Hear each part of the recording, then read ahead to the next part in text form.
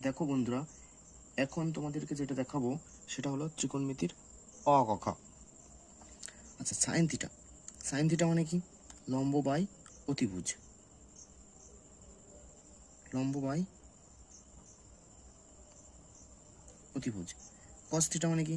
ভূমি বাই অতিভুজ। ভূমি বাই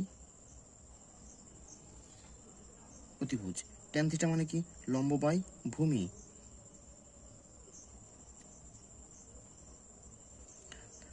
কোসেক। কোসেক সাইনের উল্টো, তাহলে দেখো অতিভুজ বাই লম্ব।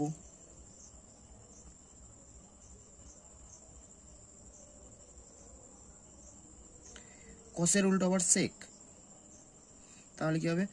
অতিভুজ বাই কি হবে? ভূমি।